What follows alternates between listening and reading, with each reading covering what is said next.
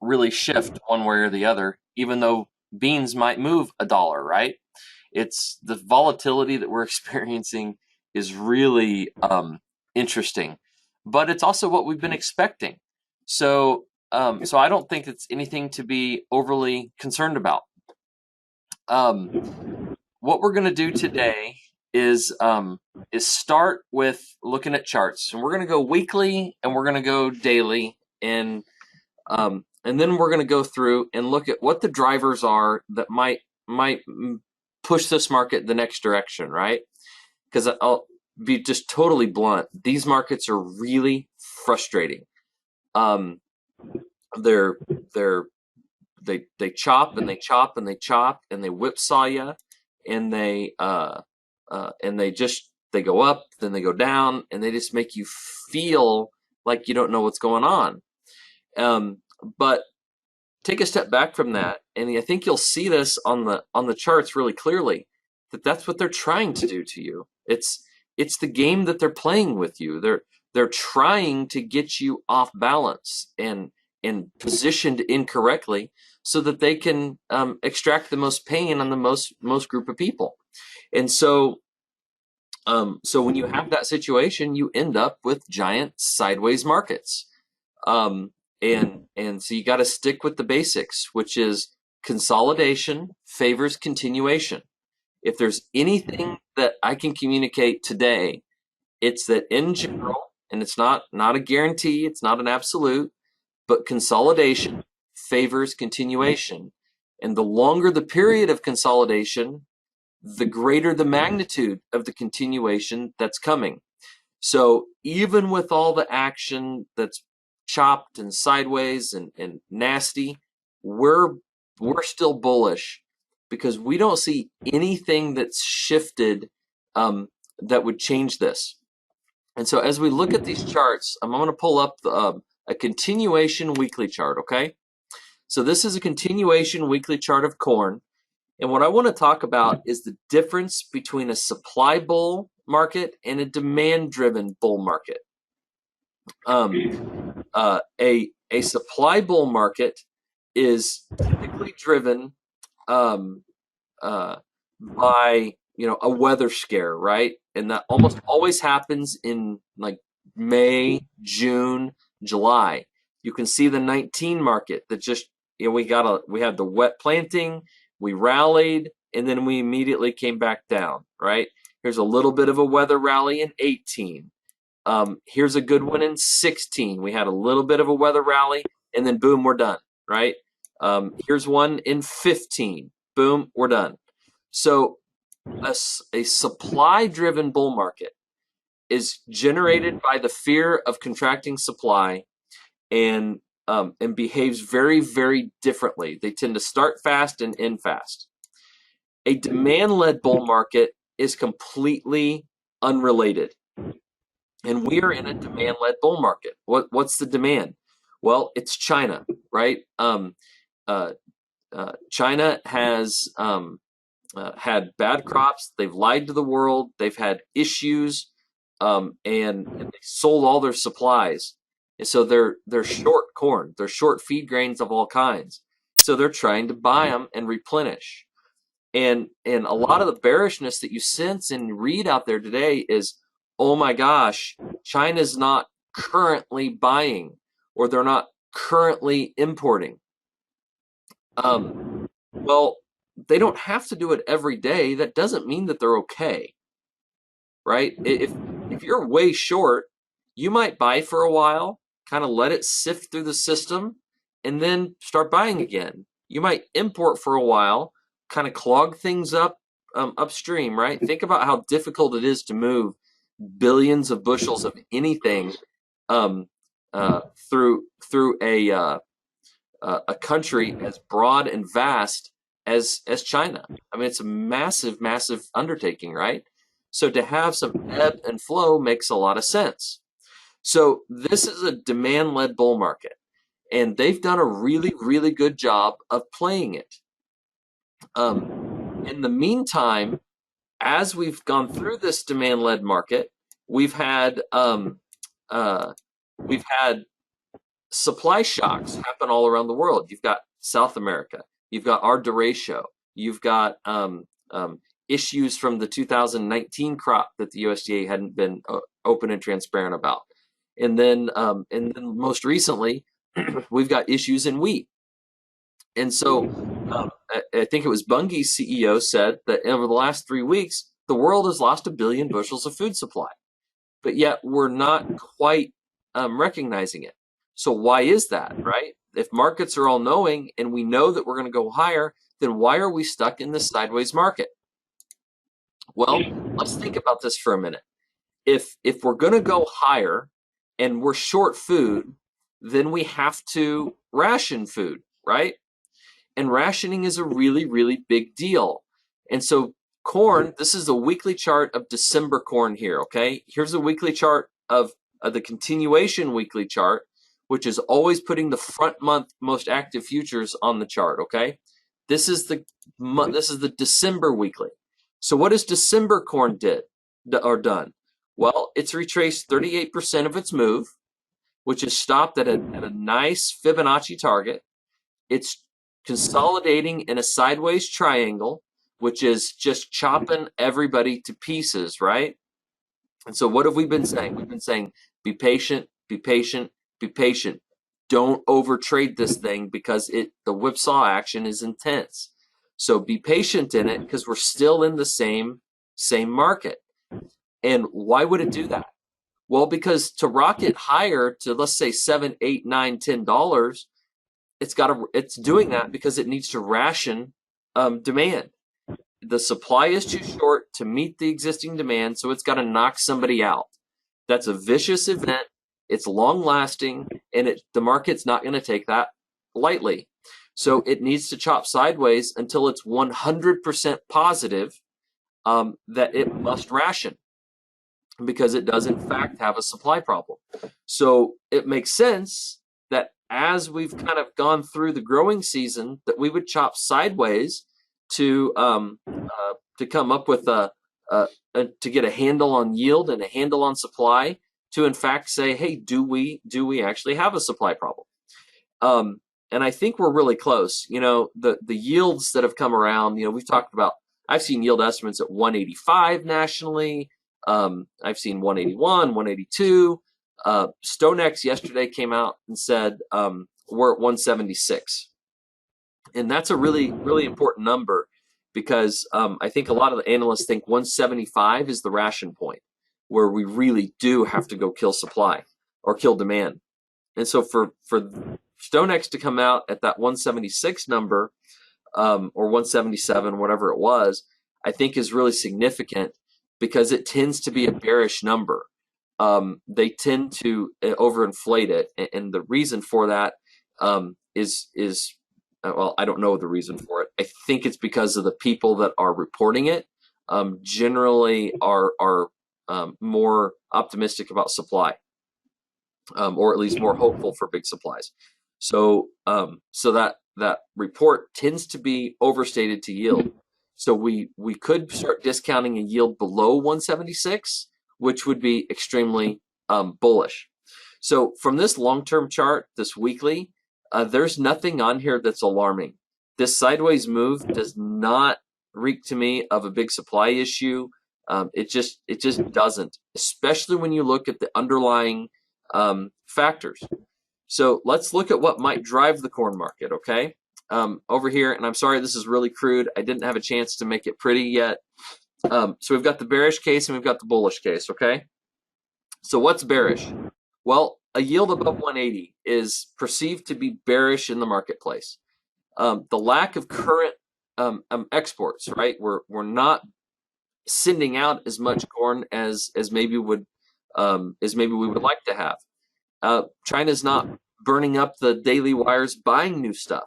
There's an act called the Ethanol Elimination Act sitting on the Senate floor, which is just mind-blowing. That but you know, in Congress, who knows what might happen? You've got all these talks of, you know, vaccine mandates and shutdowns, and you know, read the other day that American Airlines canceled 500 flights on Monday for apparently no reason.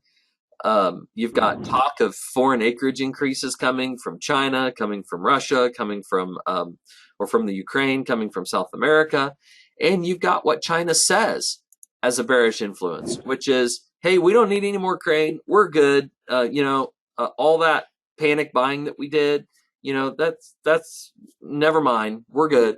That's what they say, right? So you got all these bearish things, and it's like the vaccine mandates. You have people that are hell bent that they are absolutely necessary and that we're all going to die if we don't do it. You have people that genuinely believe that, and you've got other people that are rolling their eyes saying, "Oh my gosh, are you serious? Is this really happening?" People believe different things, and there are people that believe all these things are completely true. And so when a trader believes something, he becomes convicted in it and takes positions.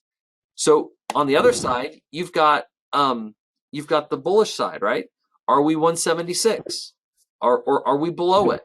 Well, okay, we may not have current exports, but they're obligated to buy them. They've got a trade deal. That's still on the table, by the way. They've booked them, and all they're doing is rolling from one year to the next. It's not that they've taken less. They're just moving them around. Then you've got the projected numbers that the USDA has. And remember, last year the USDA at this time was telling us that we had a 3.5 billion bushel carryout.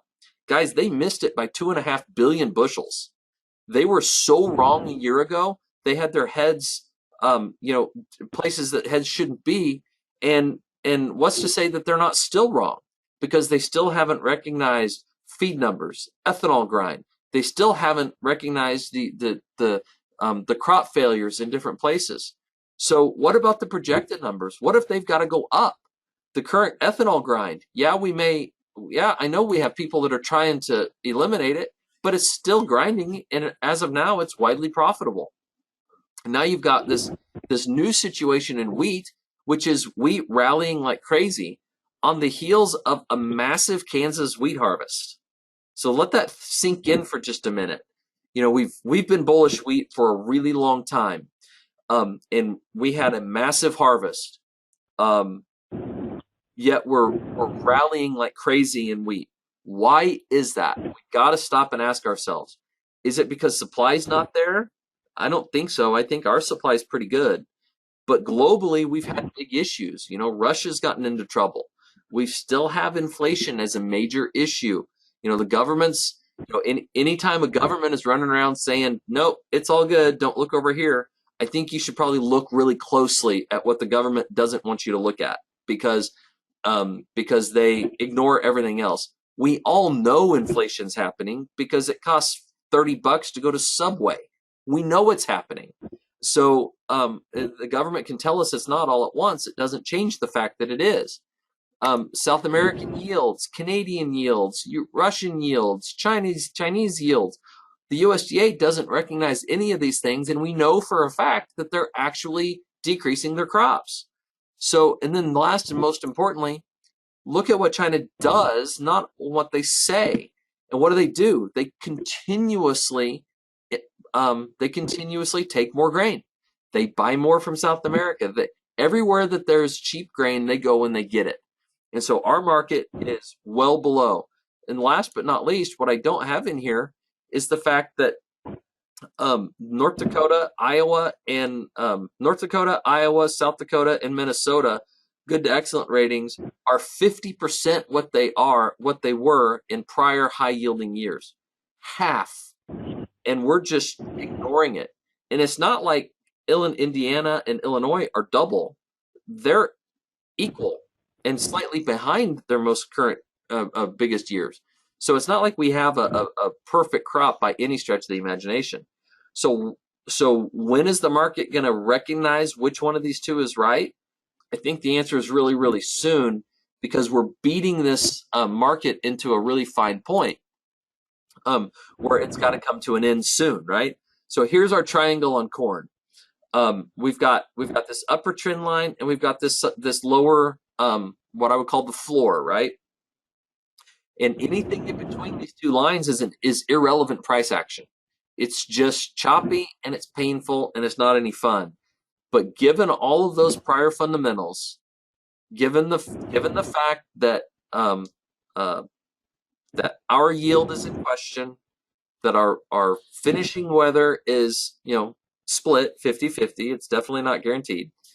And the fact that our balance sheets are already tight because of this demand-driven bull, I think you got to sit back and realize that even with the largest crop in history, we're trading 550 corn. And if that doesn't perk up everybody's ears, that we pollinated a huge crop and we didn't collapse price. That is a strong market, and I think it's consistent with a demand-driven bull. All right, so let's talk about soybeans because they were really scary yesterday, and they look a little bit worse on the chart. So we've got this. We've got this big triangle coming down. We've got this big consolidation, and yesterday we broke it. Not only did we break that, let me get this put up here. We also broke the 100-day moving average. Let me get that set here for you. Lots of talk about the 100-day moving average falling yesterday in soybeans, which it did. That accelerated the selling below it.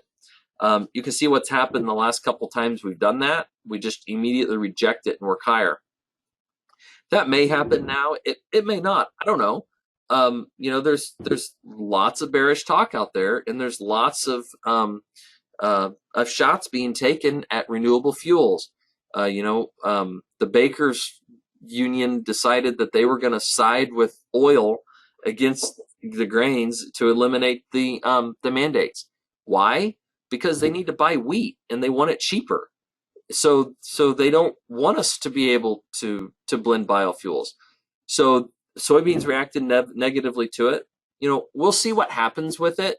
But when you take a step back and look at your weekly chart, there's nothing. There's no damage whatsoever to this chart, even though in the short-term stuff, it looks scarier than what it is.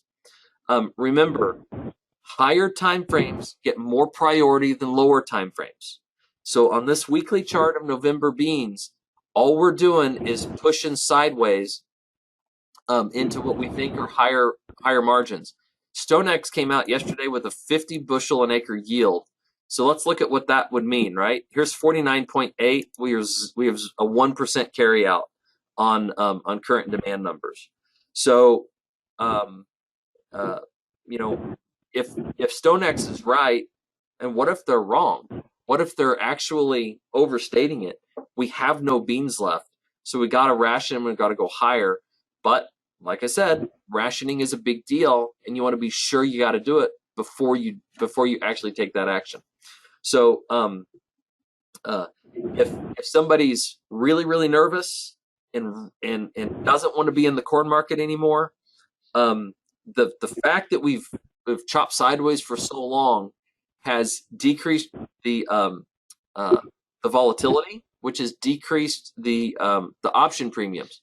So you can buy a put or you can sell futures and buy a call. But whatever you do, my advice is keep that upside open, or just stay patient because as this market kind of digests the supply and that argument falls away, we should work higher. My honest opinion is that even if we do have a yield above 180, it's still bullish because all these other things are still are overwhelming, and the strength of this demand market is extreme. So okay, now let's look at Kansas City wheat. Kansas City is just charging straight ahead. I think it's going to attack its old high and work higher. I think that's a combination of contracting global supply. Maybe our harvest wasn't as great as maybe we thought it was. It's a function of inflation. It's just a function of the reality of the market that we're in. Wheat's starting to lead the charge higher.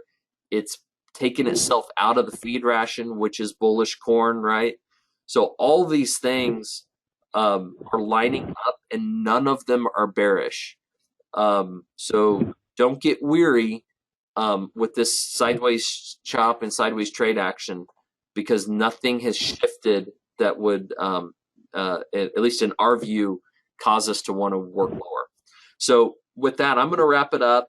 Obviously, these are my opinions. There's a lot of risk in this business, and there's always risk trading futures and options. So, um, uh, so, so be careful when you're trading, and whatever you do, don't over trade it. Talk to us if you want to mitigate some risk. I get it. We're coming up on harvest, and we got to find home for grain. So, happy to talk through it. Happy to help in any way that we can. I appreciate you calling this morning, and we will talk to you next week.